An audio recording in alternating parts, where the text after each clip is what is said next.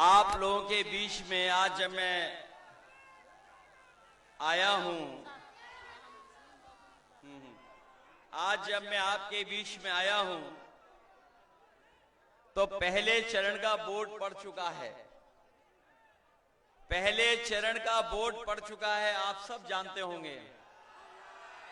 और यहां पर जितने लोग मौजूद हैं ये सब लोग दूसरे चरण में वोट डालने जा रहे हैं। जो खबरें मिली थी, जो शुरुआती दौर में जब वोट पड़ना शुरू हुआ, थोड़ा बहुत सरकार के लोग जो उनकी आदत है वोट चोरी की, जो उनकी आदत है हमें आपको परेशान करने की, लेकिन मैं बधाई देना चाहता हूं अपने लाइन 10 वाले साथियों का कि तमाम रुकावटों के बाद भी यहां के मतदाताओं ने वोट डाल करके एक संदेश भेजने का काम किया है। चुनाव आधी सीट पे हुआ है, चुनाव आधी सीट पे हुआ है, लेकिन फैसला पूरा आ गया है। बताओ, बिहार में महागठबंधन की हवा चल रही है कि नहीं चल रही है? याद रखना, जब सरकार बदलेगी तब बिहार बदलेगा। और इस बार नौजवान, नई उम्र के, नई सोच के, बिहार को नया बनाने वाले और आगे बढ़ा करके ले जाने वाले नौजवान साथी तेजस्वी मुख्यमंत्री बनने जा रहे हैं। ये तो सबको पता लग गया होगा। इसलिए मंच पर उपस्थित हमारी आपकी प्रत्याशी अनीता देवी जी और दूसरे हमारे महागठबंधन के प्रत्याशी जो काराकाट की विधानसभा से लड़ रहे हैं अरुण सिंह जी, मंच पर उपस्थित रामचंद्र जी, अजय सिंह यादव जी, जनार्दन सिंह जी, मन्ना खां साहब, शिव कल्याण भारद्वाज जी से लेकर के बड़ी संख्या में यहां पर उपस्थित सभी महागठबंधन के नेता और चुनावी जनसभा में उपस्थित बड़ी संख्या में हमारे बुजुर्ग और बड़े जोश और उत्साह के साथ आए हुए हमारे नौजवान साथी पत्रकार बंधुओं, ये जोश बता रहा है कि इस बार बिहार में परिवर्तन होने जा रहा है, बदलाव होने जा रहा है। ये बदलाव का चुनाव है, ये बदलाव का चुनाव है। बदलाव का इसलिए चुनाव है कि बिहार के लोगों ने मन बना लिया है, बिहार के लोग मन बना चुके हैं कि इस बार 20 साल बिहार की सरकार का और 10 साल दिल्ली की सरकार का हिसाब किताब पूरा लेना है। बताओ, 30 साल का हिसाब किताब लेना है आपको। ये 20 साल का चुनाव नहीं है, ये 30 साल का हिसाब किताब लेने वाला चुनाव है। वो लोग जो दिल्ली से आ रहे हैं, लखनऊ से और यहां से, उनकी बातें आपको याद होंगी, ये उनकी बातें याद होंगी आपको। मैं अपने साथियों से कहूंगा, अभी जोश बचा के रखो, अभी जोश बचा के रखो। बताओ, कितने दिन के लिए आपको जोश बचा के रखना है? कितने दिन के लिए जोश बचाना है? अरे आज ही जोश खत्म कर दोगे क्या? इसलिए अपना जोश बचा के रखिए। जब 11 तारीख को वोट डालोगे आप लोग, तब आपकी सरकार बनने जा रही है। और इस सरकार बनाना क्यों है? क्योंकि इन्होंने झूठ बोला है। हमारे किसान भाइयों से कहा था कि आय दोगुनी होगी। किसान भाइयों की किसी की आय दोगुनी नहीं हुई। जो पैदावार हुई धान की या किसी फसल की, हमारे किसानों को ये कीमत भी नहीं दे पाए। यहां पर गांव के जुड़े हुए हैं सभी नौजवान, इतनी मेहनत कर करके खेती बाड़ी होती है, उसके बावजूद भी सरकार आपकी मदद नहीं कर पा रही है। न केवल ये फसल की कीमत में हमें धोखा दे रहे हैं, बल्कि बताओ खाद भी नहीं मिल पा रही है, डीएपी नहीं मिल पा रही है। और हम तो उत्तर प्रदेश से आए हैं, हमारे जो एक रंगी मुख्यमंत्री हैं, एक रंगी, वो बोरी में चोरी कर रहे हैं। वहां पर बोरी में चोरी हो रही है, वहां पर 10 किलो की चोरी करते हैं बीजेपी के लोग। बिहार में है चोरी के नहीं चोरी बोरी में। न केवल खाद में ये बेईमानी कर रहे हैं, बल्कि बताओ हर चीज महंगी कर दी है। हमारे नौजवान जानते होंगे, जो मोटरसाइकिल जिनके पास होगी, ये जो बुजुर्ग हैं, जब ये बुजुर्ग आपकी उम्र के थे तो बताओ 40,000 50,000 में मोटरसाइकिल आ जाती थी। आज बताओ कितने रुपए जोड़ने पड़ते हैं तब मोटरसाइकिल मिलती है। और डीजल पेट्रोल कहां पहुंचा दिया, महंगा कराए कि नहीं मेरा। और ये विश्व गुरु, एक विश्व गुरु हैं अपने देश में, विश्व गुरु आजकल बिहार में आ रहे हैं गुरुजी बनकर के। उन्होंने क्या कहा था कि डॉलर बढ़ रहा है, रुपया नीचे जा रहा है। बताओ आज डॉलर कहां पहुंच गया। 2014 में 60 रुपए में एक डॉलर मिल जाता था, अब 90 रुपए में डॉलर मिल रहा है। और जो हमारे खाने पीने का सरसों का तेल कहां पहुंचा दिया, बताओ कितने रुपए लीटर है महंगा हो गया कि नहीं महंगा। और हमारा आपका सबसे पसंदी बिस्किट का पैकेट पार्ले जी, बताओ कितना छोटा हो गया, कितना छोटा हो गया। बताइए बीजेपी वालों ने ये पार्ले जी का बिस्किट पैकेट छोटा कर दिया कि नहीं कर दिया। महंगाई बढ़ा रहे हैं, और न केवल महंगाई बढ़ा रहे हैं, बल्कि हमारे नौजवान जानते होंगे, जो इस देश की सेवा करना चाहते थे, वर्दी पहन करके सीमा की रक्षा करने वाले नौजवान अपने खेतों पे भाग करके मेहनत कर करके फौज में जाना चाहते थे। इन बीजेपी के लोगों ने फौज की नौकरी को भी रोक दिया, 4 साल की नौकरी कर दी, आधी अधूरी नौकरी। इसलिए नौजवानों, अगर आप पक्की नौकरी करना चाहते हो, पक्की वर्दी, तो भारतीय जनता पार्टी के खिलाफ वोट डालने का काम करना। और हम लोग भरोसा दिलाते हैं आपको, हम आपको भरोसा दिलाते हैं कि जब भी हम लोगों को मौका मिलेगा, ये अग्निवीर व्यवस्था हमेशा हमेशा के लिए खत्म कर देंगे हम लोग।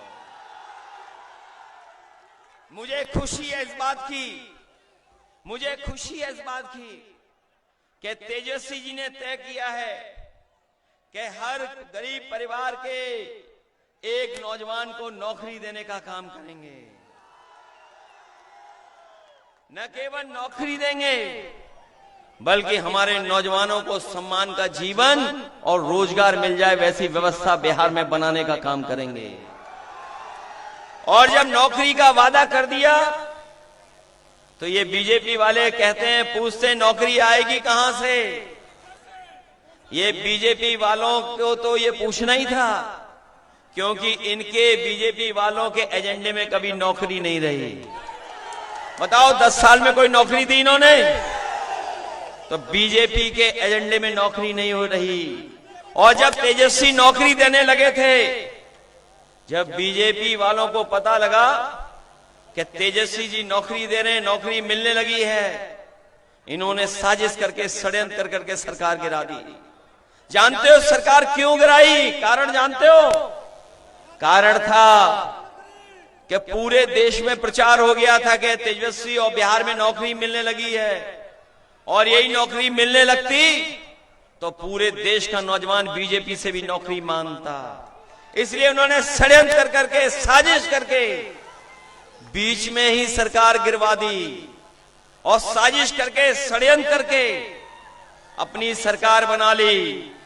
भाजपा वाले बिहार के दुश्मन हैं, ये बात जान गए कि नहीं जान गए? और बिहार के लोगों ने, बिहार की सम्मानित जनता ने, बिहार के समझदार लोगों ने कभी भी भारतीय जनता पार्टी को सरकार बनाने का मौका नहीं दिया। इन्होंने लाख कोशिश की, लेकिन हमारी सूझबूझ से यहां की जनता ने फैसला लिया और कभी भारतीय जनता पार्टी की यहां पर सरकार नहीं बनने दी। अब वो पीछे से आए हैं, एक चुनावी दूल्हा को आगे करके, जिन्हें आजकल याद ही नहीं रहता है कुछ। और कभी उनके बारे में जानना हो तो वो वाली बात नहीं बताऊंगा, विधानसभा वाले भाषण की बात। बताओ शर्मिंदा होते हो कि नहीं शर्मिंदा होते हो? और अब तो उन्हें भी पता लग गया है कि उनके गले में कोई माला नहीं डालेगा, इसीलिए जब मौका मिलता है किसी गले में माला डाल रहे हैं। और जो पहले चरण का वोट पड़ा है, ये अंदर ही अंदर तीर चला रहे हैं। आपको मैं बता दूंगा, आपको अंदर ही अंदर एक दूसरे के खिलाफ तीर चला रहे हैं। और तीर इसलिए चला रहे हैं क्योंकि बीजेपी के लोग चाहते हैं कि वो सरकार बना ले हैं, लेकिन सरकार बीजेपी की बनने नहीं जा रही है। सरकार किसी की बनने जा रही है। अब की बार बीजेपी बाहर। तेजस्वी सरकार तो है ही है, लेकिन अब की बार बीजेपी बाहर। और नौजवानों का, युवाओं का पलायन नहीं होगा, इस बार भारतीय जनता पार्टी के लोगों का पलायन होने जा रहा है। पलायन कराओगे इनका आप लोग। और जो लोग बीजेपी के से मिलकर के धोखा देना चाहते हैं, बिहार की जनता ने कभी भी सांप्रदायिक लोगों की राजनीति को आगे नहीं आने दिया, कभी सांप्रदायिक लोगों को कामयाब नहीं होने दिया। इसी बिहार ने एक बार बीजेपी का रथ रोका था, इसी बिहार ने एक बार बीजेपी का रथ रोका था। और इस बार बिहार के नौजवान और बुजुर्ग मिलकर के फिर उनका रथ रोकने जा रहे हैं।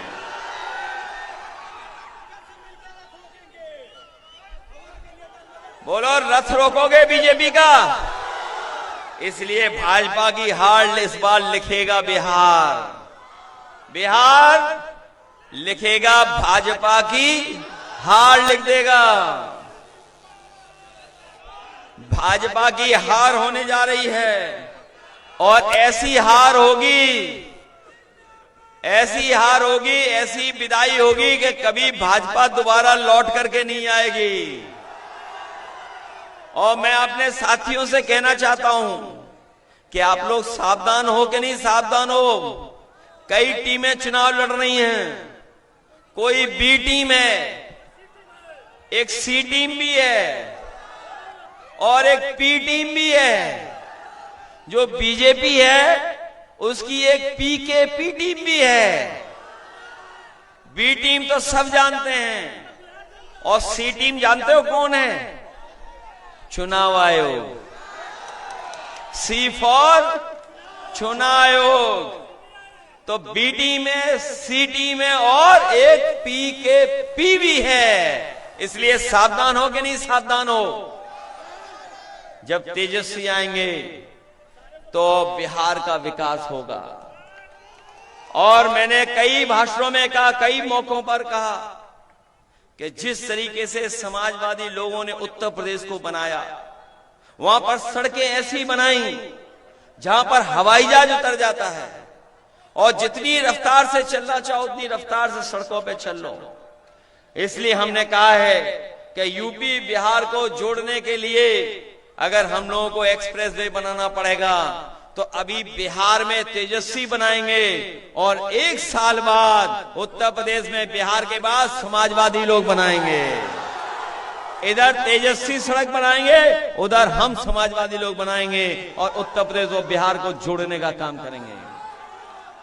याद होगा यहां पर साथियों को, एक समय था जब हम समाजवादी लोग पढ़ने लिखने वाले बच्चों को जो आगे की पढ़ाई करना चाहते थे उन्हें हम लोग लैपटॉप देते थे, क्योंकि नए जमाने के नौजवान, इनमें हुनर है, उनमें टैलेंट है, इनको सही पढ़ाई मिल जाए, सही रास्ता मिल जाए तो ये नौजवान अपने आप ऊंचाइयों तक पहुंच जाएंगे। इसलिए हम लोगों ने यूपी में लैपटॉप बांटा था और दुनिया का सबसे बेहतरीन लैपटॉप बांटा था। और आज भी उत्तर प्रदेश में आज जाकर के देखेंगे तो वो जो लैपटॉप हम लोगों ने 10 साल पहले दिया था वो आज भी चल रहा है, आज भी खराब नहीं हुआ है। और सबसे बड़ी बात है, हम बिहार के नौजवानों को कहना चाहते हैं कि जिस तरीके से यूपी में हम लोगों ने साइकिल भी दी थी, विद्याधन भी दिया था बेटियों को, बिहार में बेटियों को, नौजवानों को जिनको साइकिल मिलनी साइकिल, नौकरी मिलनी नौकरी और साथ में विद्याधन, जिस तरह की मदद की जाएगी उनकी पढ़ाई की, और जरूरत पड़ेगी जो टॉपर होंगे, जो अच्छी पढ़ाई कर करके आगे बढ़ेंगे, उन्हें लैपटॉप भी दिलवाने का काम हम लोग करेंगे। इसलिए आप लोगों के भविष्य का चुनाव है, केवल बिहार के भविष्य का चुनाव नहीं है, ये आपके भविष्य का भी चुनाव है। आपके भविष्य का चुनाव है कि नहीं है? इसलिए आपको अपने भविष्य को बनाने के लिए भी तेजस्वी जैसे नौजवान को आगे बढ़ाना पड़ेगा।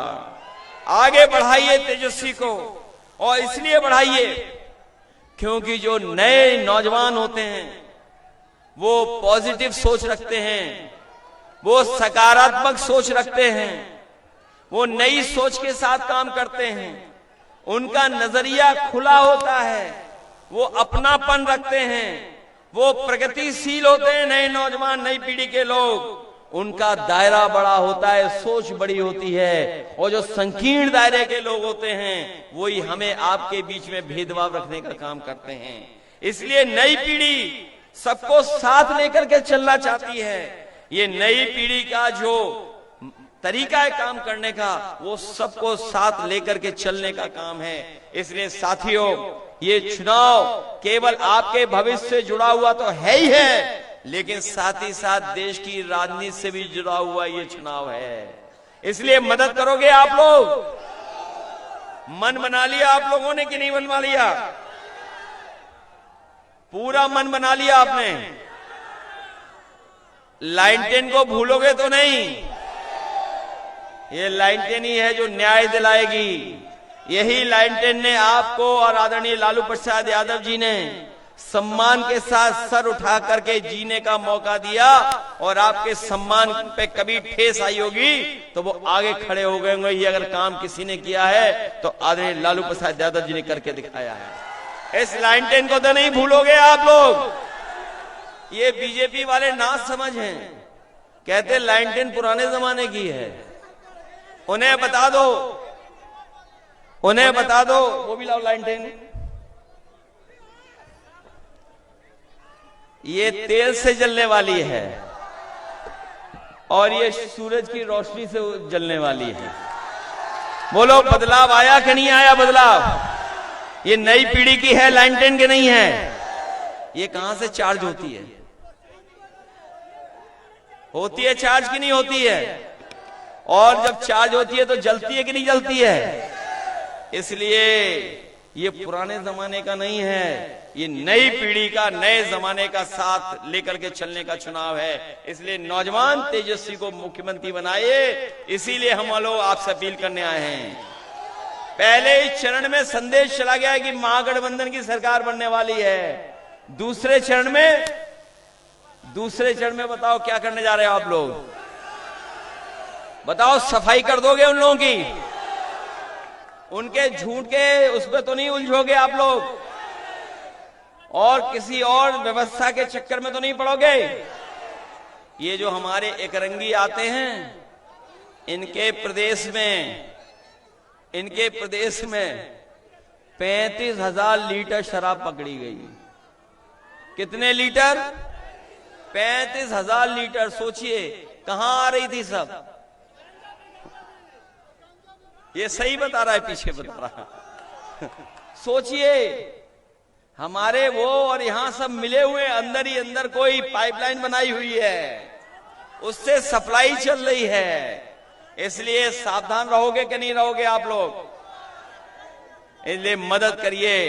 हमारे दोनों प्रत्याशी यहां पर, जो अनीता चौधरी जी और दूसरे हमारे प्रत्याशी अरुण सिंह जी, इन दोनों की मदद करने का काम करना, इनका सहयोग करना, यही निवेदन, यही अपील मैं आप लोगों से करने आया हूं।